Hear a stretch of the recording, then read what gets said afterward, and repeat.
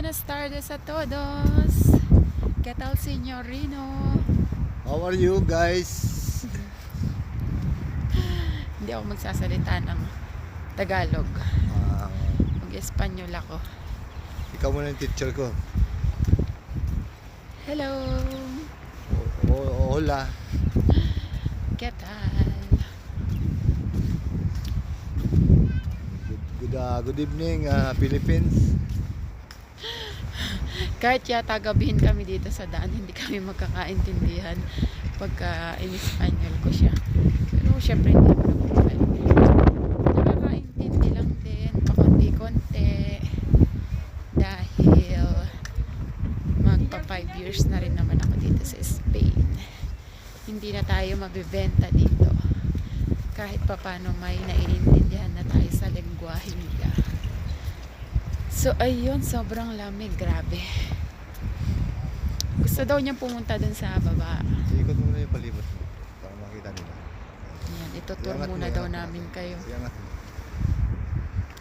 Yan. Ganda dito. Oh, ayan. Malamig nga lang.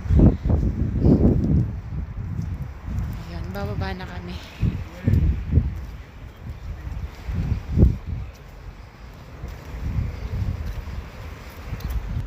Papunta muna kami sa baba ngayon.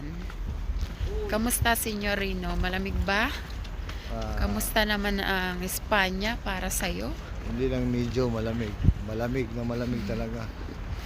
Sabi ko sa kanya, masasanay din siya dito sa lamig pag nagtagal-tagal. Kasi bago pa siya, 2 weeks pa lang. Kaya kahit gaano kakapal yung mga sinusuot niyang jacket at magdoble-doble pa siya ng pangloob, malamig pa rin yung pakiramdam niya. Kamusta naman ang Spain para sa'yo? Maganda ba dito? Nagustuhan mo ba? Sobrang ganda. Ano yung pinaka nagustuhan mo dito sa Spain? Ano yung lahat?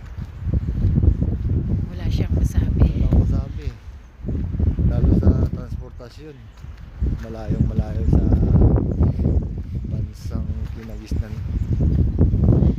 Ganun talaga. Walang sabi, ibig sabihin. Kahit gaano kalayo, kaya puntahan ng wala pa sa isang oras. Palipas na rin naman ang winter. Sa mga susunod na buwan mainit na. Sabi ko sa kanya, mas okay pa ang winter kaysa sa summer. Kasi ang summer dito, ay grabe, disaster. Sobrang init.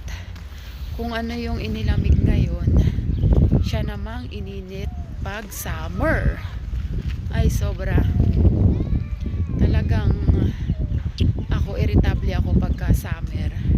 Kasi mainit, hirap akong makatulog. Tapos alam mo yung gusto mong maligo oras-oras ganun. Pagod ka na, Daddy? Hindi naman.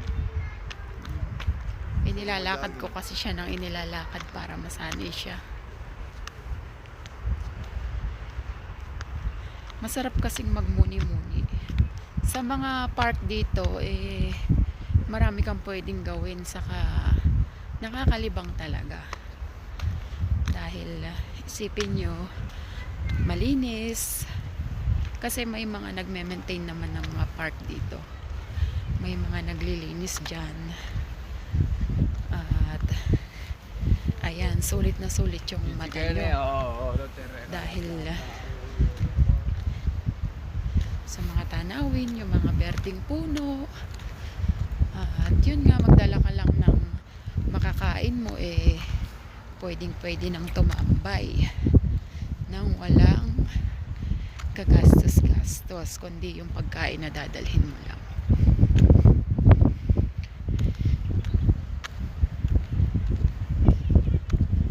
So ayun, hanggang dito na lang muna. Kita-kita ulit tayo sa next video namin. Maglalakad-lakad muna kami. Mag-thank you ka muna sa kanila, Daddy.